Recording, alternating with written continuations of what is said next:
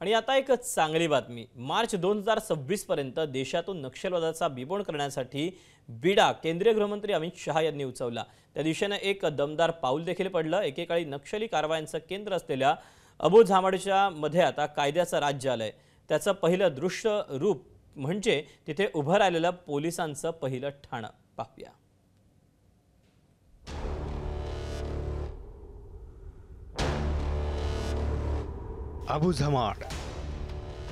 अबुझमाड त्याच्या नावाप्रमाणेच एक रहस्यमय भाग आहे। छत्तीसगड आणि महाराष्ट्राच्या सीमेदरम्यान पसरलेला घनदाट जंगलांचा हा प्रदेश।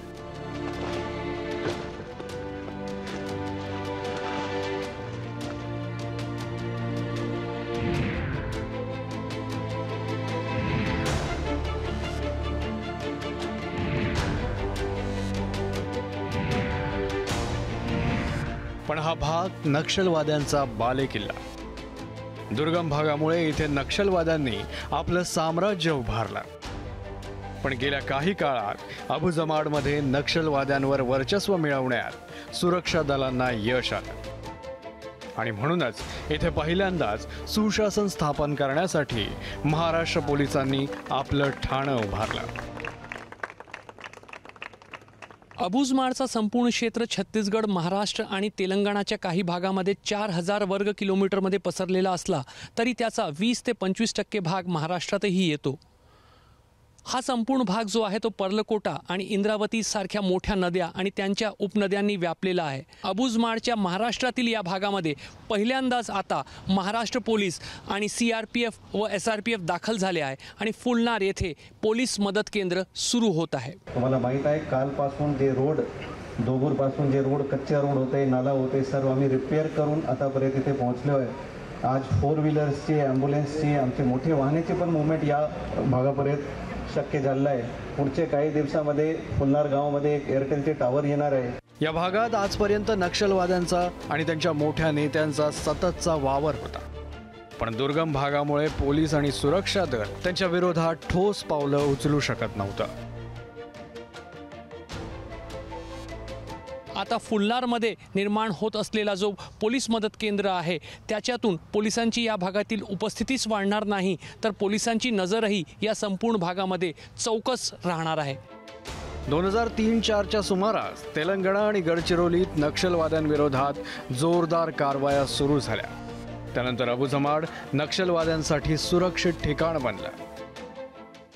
तेलंगणामध्ये सरकार अतिशय आक्रमक झालं, पोलीस दलं अतिशय आक्रमक झाली आणि सोबतच गडचिरोलीमध्ये पोलीस दलं सक्रिय व्हायला लागली। तेव्हा भविष्यात जर आपल्याला टिकून राहायचं असेल आणि बेस एक्सपॅन्ड करायचा असेल तर एक सेफ हॅवन आपल्याला आवश्यक आहे। या कल्पनेतून माड भागामध्ये ते शिफ्ट झाले। अबुझमाडचा किल्ला नक्षलवाद्यांनी भक्कम केला। गावोगावी ग्रामरक्षा दलाची उभारणी केली। स्थानिक आदिवासींना वैयक्तिक शेतीचे अधिकार नाकारून सामूहिक शेती सुरू केली। शेती उत्पादनाचा काही भाग नक्षल्यांकडे जात होता। नक्षली विचारसरणी शिकवणाऱ्या शाळा इथे सुरू करण्यात आल्या। स्फोटकं आणि इतर शस्त्र तयार करण्यासाठीचे वर्कशॉप सुरू करण्यात आले। नक्षली कारवायांसाठीची प्रशिक्षण केंद्र उभारण्यात आली। नक्षल्यांच्या समांतर सरकारची निर्मिती केली ज्याचं नाव जनतारा सरकार। समांतर सरकार निश्चितपणे या भागात माओवादी चालवत होते दहशतीच्या जोरावर आणि त्या भागात शेती ही सामूहिक करायची। म्हणजे एखादा व्यक्ती जर म्हणेल की मी माझी शेती करतो तर ते चालणार नाही। शेतीचं उत्पन्न हे सामूहिक राहील, ते प्रत्येक घरात विभागलं जाईल आणि त्याच्यातला काही हिस्सा हा माओवाद्यांना जाईल। अशी प्रत्येक गोष्टीची उभारणी झालेली होती की गावात कुठलीही जर योजना आली तर त्या योजनेचा काही भाग हा माओवाद्यांना मिळणार। अशा प्रकारचं एक समांतर सरकार त्यांनी उभं केलं होतं। नक्षलवाद्यांच्या या समांतर जनतारा सरकारची इतकी दहशत होती की महाराष्ट्र आणि छत्तीसगड सरकारच्या कुठल्याही विभागाचे कर्मचारी आणि अधिकारी तसंच पोलीस या भागात जाऊन लोकांच्या समस्यांसाठी काम करायला तयार होत नव्हते। 2009 पासून इस्रोने या संपूर्ण भागाच्या सॅटेलाइट मॅपिंगला सुरुवात केलेली आहे आणि त्या माध्यमातूनच या भागामध्ये मोठ्या प्रमाणावर खनिज असल्याचे समोर आले आहे आणि हळूहळू या भागामध्ये आता सरकारने लक्ष घालून या ठिकाणी रस्ते निर्मिती करणे, पूल निर्मिती करणे आणि सोबतच मोबाईल टावरच्या स्वरूपामध्ये कम्युनिकेशनच्या सोयी निर्माण करणे सुरू केले आहे. अबुजमाडच्या जंगलात आणि इथल्या डोंगरांमध्ये प्रचंड खनिज संपदा असल्याचं अत्याधुनिक तंत्रज्ञानावर आधारित सर्वेक्षणातून समोर आल्याची माहिती आहे. त्यामुळे आजवर शासनाच्या नजरेत दुर्लक्षित असलेला हा भाग आता हळूहळू विकास पथावर येऊ लागलाय आणि आता अबुजमाडमधील महाराष्ट्र पोलिसांचा प्रवेश त्याच दिशेनं पडलेलं एक महत्त्वाचं पाऊल आहे.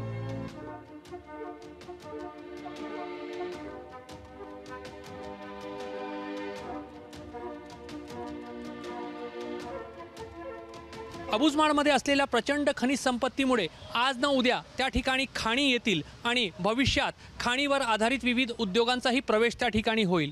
मात्र हे सर्व होत असताना स्थानिक आदिवासी त्यांच्या जल जंगल जमीनच्या अधिकारापासून वंचित होणार नाही, नव्या व्यवस्थेमध्ये त्यांच्यावर अन्याय होणार नाही याची काळजी आता शासनाला घ्यावी लागणार आहे.